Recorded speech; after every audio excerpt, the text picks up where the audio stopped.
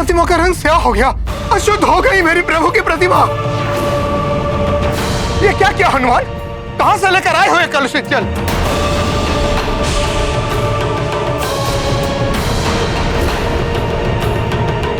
इसके एक स्पर्श से मेरे प्रभु की प्रतिमा अशुद्ध हो गई। देवी अंजना, बहुत विश्वास था ना अब तो अपने पुत्र पर? बहुत पक्ष ले रही थी ना आप अपने पुत्र हनुमान का? देख लिया उसका परिणाम। अब भी क्या आप बोलेंगी ये दोष रहित है? मैंने पहले ही कहा था इस बालक की चंचलता के साथ मेरी भक्ति का कोई मेल नहीं है। व्यवधान डालेगा मेरी पूजा में ये, और वही हुआ। खंडित कर दी इसने मेरी पूजा।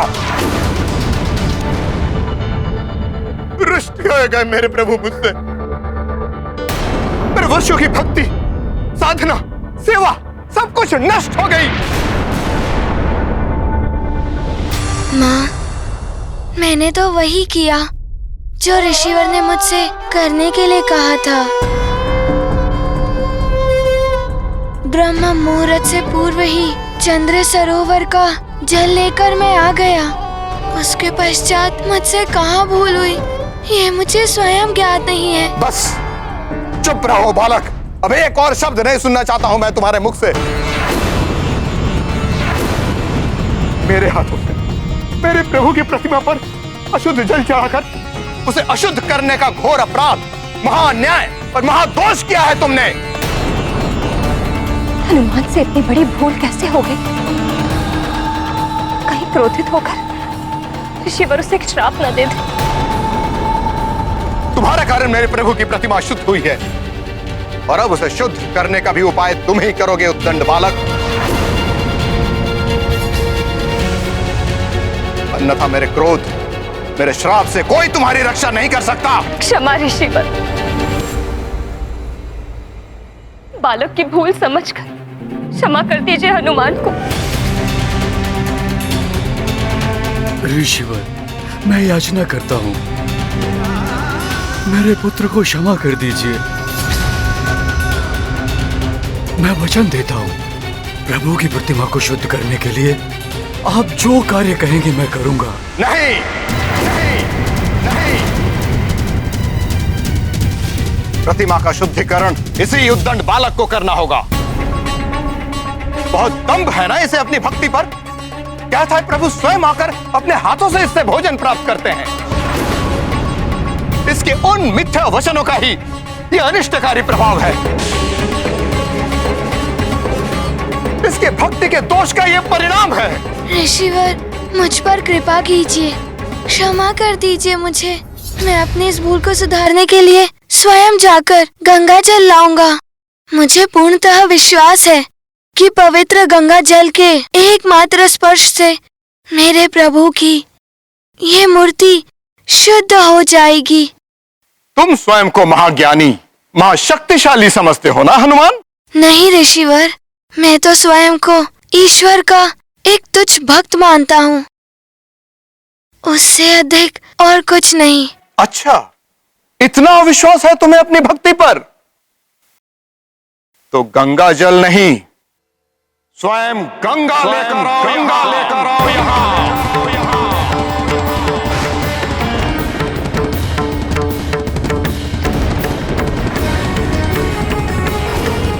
यदि तुम्हारी एक आह्वान पर स्वयं प्रभु को भोग ग्रहण करने के लिए आप बुला सकते हो, तो परम पावनी माता गंगा को भी यहाँ अवश्य लेकर आ सकते हो। और स्मरण रहे हनुमान, गंगा मैया के यहाँ आके प्रभु की मूर्ति को शुद्ध करने तक मैं अन्न जल सब त्याग करूंगा।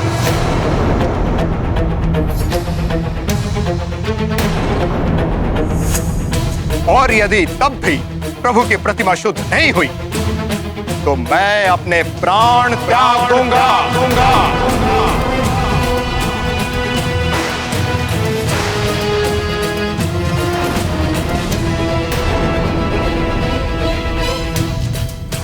जिसके पाप का वहन तुम्हें करना पड़ेगा हनुमान।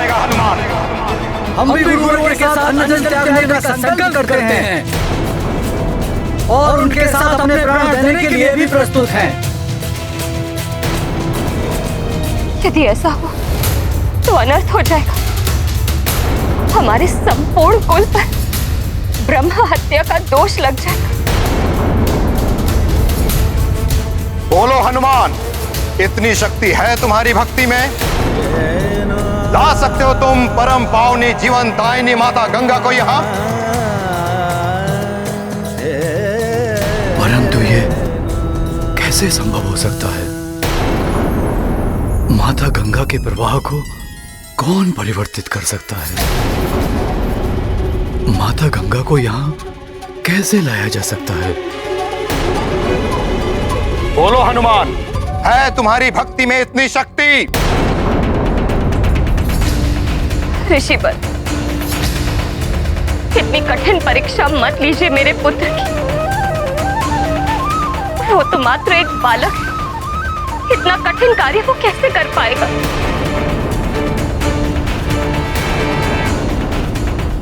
गंगा मैया को यहाँ लेकर आएगा हनुमान। माँ, पिताश्री और ऋषिवर के आशीर्वाद से मैं किसी भी विकट परिस्थिति पर विजय पा सकता हूँ।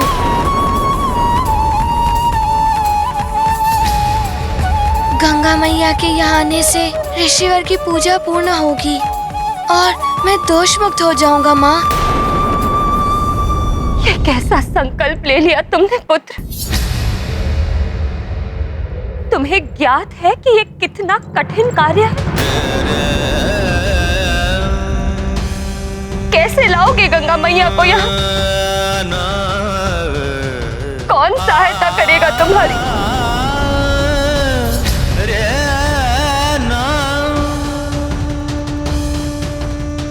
माँ, आप चिंता मत कीजिए माँ। हनुमान सत्य और धर्म के मार्ग पर अग्रसर है, इसीलिए उसके इस उद्देश्य प्राप्ति के लिए कोई उसकी सहायता अवश्य करेगा। मुझे आज्ञा दीजिए माँ। पिताश्री,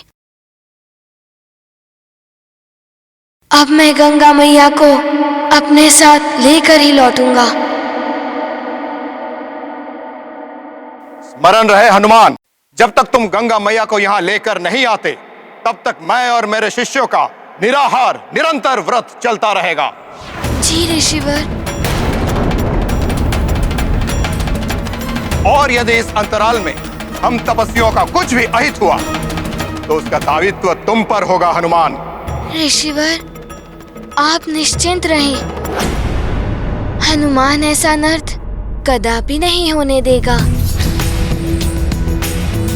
हनुमान शीघ्र ही पवन पावनी गंगा मैया की जलधारा के साथ यहाँ प्रस्तुत होगा।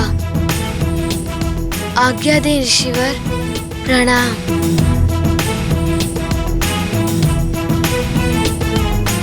प्रणाम माँ। प्रणाम पिताश्री।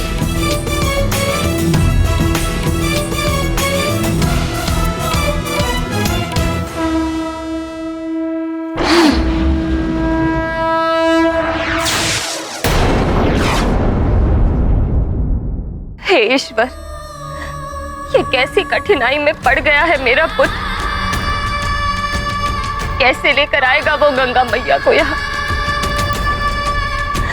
अब आप ही उसकी रक्षा कीजिए प्रभु। निकट भविष्य में आप पर महासंकट आने वाला है हनुमान। कैसा संकट दुर्ग सिंह गंधर्व जी? वो तो आपको समय आने पर ही ज्ञात होगा, परंतु स्मरण रहे हनुमान, तब आपकी सहायता एकमात्र महर्षि अगस्त्य ही कर सकते हैं। उस महासंकट से मुक्ति के लिए आप महर्षि अगस्त्य के पास ही जाइएगा हनुमान। हे प्राणवल्लभ, क्या उस गंधर्व का सुझाव मानकर हनुमान ऋषि अगस्त के पास गए उनसे सहायता लेने के लिए?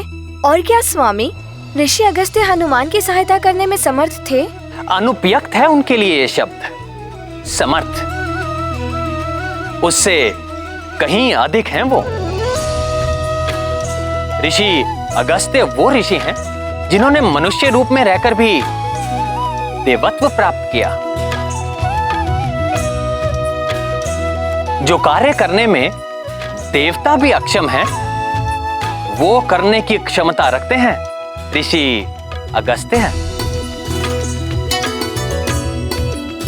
एक बार ऋषि अगस्त्य के ही शिष्य विंध्याचल पर्वत में मेरु पर्वत से भी श्रेष्ठ होने का दंभ उत्पन्न हो गया। ये प्रमाणित करने के लिए उसने अपनी ऊंचाई इतनी बढ़ा ली कि वो धरती पर पहुंचने वाली सूर्य देव की किरणों के मार्ग पर बाधा बनने लगा। परंतु इतने पर भी विंध्याचल संतुष्ट नहीं हुआ। अपनी ऊंचाई को बढ़ाते बढ़ाते वो स्वर्ग तक पहुंचने लगा। संसार में हाहाकार मच गया। तब ऋषि अगस्त्य देवताओं की प्रार्थना सुनकर संसार का कष्ट दूर करने के लिए विंध्याचल पर्वत के पास पहुंचे।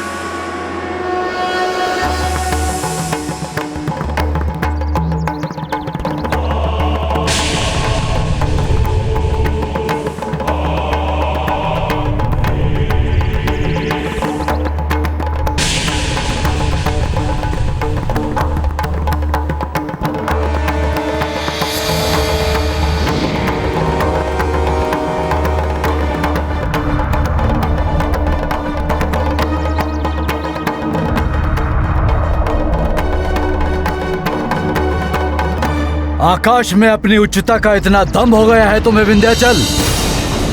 गुरु का उचित अभिवादन करना भी भूल गए। गुरु तुम्हारे सम्मुख हैं और तुम्हें प्रणाम करने में इतना समय लग रहा है।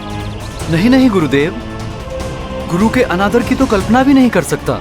आपका शिष्य विंध्याचल। मेरा दंडवत प्रणाम स्वीकार कीजिए गुरुदेव।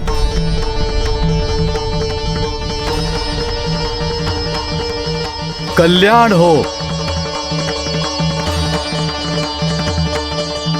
विंध्याचल, मैं जम्बू द्वीप के दक्षिण प्रवास पर जा रहा हूं। कुछ समय वहीं रहूंगा। मेरा आदेश है, मेरे लौटने तक तुम दंडवत अवस्था में ही रहोगे। मेरी आज्ञा का उल्लंघन नहीं होना चाहिए। आपकी आज्ञा शिरोधार्य है गुरुदेव। मैं पूर्ण निष्ठा से उसका पालन करूंगा। विंध्याचल को यह आदेश देने के पश्चात अगस्त्य ऋषि ने दक्षिण भारत के दंडका वन में अपना निवास स्थान स्थापित किया। इस घटना के बाद वो उत्तर भारत कभी नहीं गए और विंध्याचल पर्वत सदैव अधोमुख अवस्था में रहा, जैसा उसके गुरु उसको छोड़कर गए थे, और कभी भी इतना ऊंचा नहीं हो पाया जिससे वो किसी को कष्ट पहुंचा सके। ऐसी विलक्षण प्रतिभा के धनी, ऐसे चमत्कारी हैं ऋषि अगस्त्य। एक बार उन्होंने पर्वत को झुका दिया, तो एक बार सातों सागर का जल पीकर उन्हें जल रहित कर दिया था। वो समय था जब युद्ध में देवताओं पर हमला करने के पश्चात असुर सागर में जाकर छिप जाते थे। तब देवताओं के ही अनुरोध पर असुरों को उनके छिपने के स्थान से वंचित करने के लिए ऋषि अगस्त्य ने सागर के जल का पान कर लिया।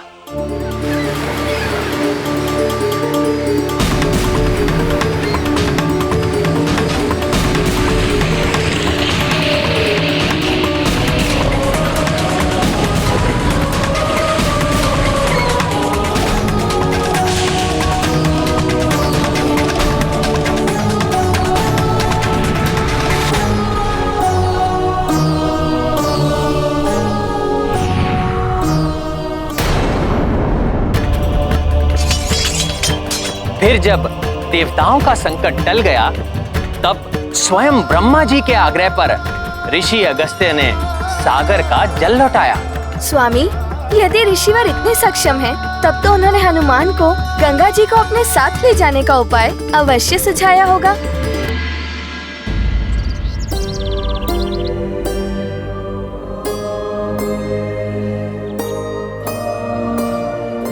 मात्र प्रभु प्रतिमा को ही नहीं, परम पावनी माँ गंगा की सहायता से तुम्हें संपूर्ण जम्बू द्वीप को सदा के लिए शुद्ध करना होगा हनुमान। परंतु ये हनुमान कैसे करेगा ऋषिवर? तुम्हें माँ गंगा को जम्बूद्वीप की अन्य सभी नदियों से जोड़ना होगा। परम पावनी माँ गंगा की पवित्र जलधारा यदि समस्त नदियों में प्रवाहित हो जाए तो उनका जल भी पवित्र हो जाएगा। परंतु इस कार्य की पूर्ति के लिए हनुमान को क्या करना होगा ऋषिवर? मैं अगस्त्य स्वयं तुम्हारा मार्गदर्शन करूंगा हनुमान। माँ गंगा का पवित्र जल जम्बूद्वीप की समस्त दिशाओं में प्रवाहित होकर प्रभु प्रतिमा के साथ अनंत काल तक इस धारा को शुद्ध करेगा। इतना महान कार्य करने का हर संभव प्रयास करेगा हनुमान। परंतु ऋषिवर, ये तभी संभव है जब मैं गंगा माँ को अपने साथ आने के लिए मना लूं। उसके लिए क्या करना होगा हनुमान को? माँ गंगा तुम्हारे साथ जाए, इसमें मैं तुम्हारी सहायता करने का प्रयत्न करूंगा। परंतु इसके पूर्व तुम्हें मुझे एक वचन देना होगा हनुमान। कैसा वचन ऋषिवर? प्रभु राम के बाण की दिशा को परिवर्तित करने का वचन देना होगा तुम्हें मुझे।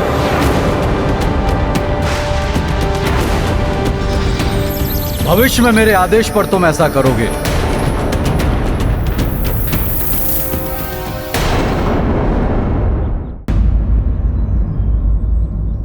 ये कैसा वचन है ऋषिवर? स्वयं के प्रभु स्वामी प्रभु श्री राम के बाण की दिशा को परिवर्तित करना, ये अधर्म नहीं होगा ऋषिवर? धर्म ही जिसका कर्म हो हनुमान, वो भला धर्म के विपरीत जाकर तुम्हें कोई अनुचित कार्य करने का आदेश दे सकता है क्या? नहीं ऋषिवर। ऋषिवर, आप मेरी इस बात को अन्यत्र ना लें। प्रभु राम के बाण की बात सुनकर मैं कुछ क्षण के लिए विचलित हो गया था। हनुमान आपके पुण्य प्रताप एवं धर्म निष्ठा पर संदेह करने की दृष्टता कैसे कर सकता है? आप तो सर्वज्ञाता हैं। आपके इस आदेश में अवश्य जगत के कल्याण का कोई रहस्य निहित है।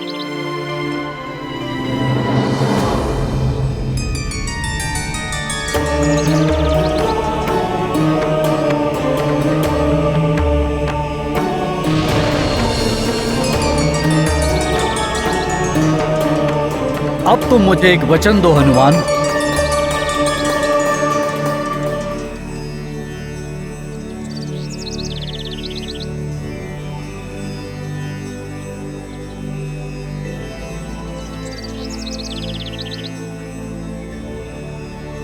ऋषिवर, मैं अंजने हनुमान आपको वचन देता हूँ कि आपकी आज्ञा के अनुसार उचित समय आने पर मैं प्रभु राम के बाण की दिशा को परिवर्तित करूंगा।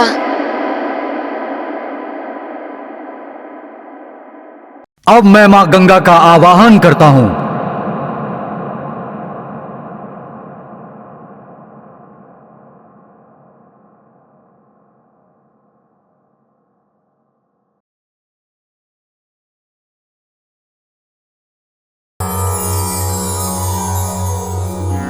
देवी सुरेश्वरी भगवती गंगे त्रिभुवन तारिणी तरल तरंगे शंकर मौलि विहारिणी विमले मम्मतिरास्तां तव पद कमले हरिपद पाधि तरंगिणी गंगे हिम विदु मुक्ता धवल तरंगे दूरी कुरु मम दुष्कृति भारम कुरु कृपया भवसागर पारम तव जलममलं येन निपीतं परमपदं खलु तेन गृहीतं मातर गंगे त्वय्यो भक्तः किल तं द्रष्टुं नायमः शक्तः।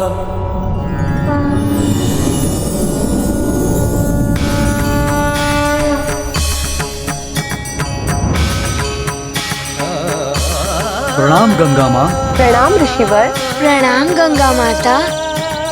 कल्याण हो पुत्र हनुमान। माँ गंगे, मेरे आह्वान पर आपने शुभ दर्शन दिए, मैं कृतार्थ हुआ माता। मेरी एक प्रार्थना और स्वीकार कीजिए माते। हनुमान के साथ सुमेरु सरोवर तक जाकर हनुमान को संकट मुक्त कीजिए। अपनी पावन जल धारा को जम्बूद्वीप की समस्त नदियों से जोड़कर उन्हें भी पवित्र करने की कृपा कीजिए माते। ऋषिवर, मैं हनुमान के साथ अवश्य चली जाऊंगी, परंतु मैं अपने तीव्र वेग के कारण चिंतित हूँ। मेरे वेग के सामने जो पड़ता है वो मुझ में समाकर नष्ट हो जाता है। परंतु यदि हनुमान मुझे आश्वस्त कर दे कि वो मेरा मार्ग प्रशस्त करेगा एवं मेरे मार्ग में आने वाले प्रत्येक जीव जंतु को हटा देगा, तो मैं यथाशीघ्र ही इस पुण्य कार्य में सम्मिलित होने के लिए प्रस्तुत हूँ।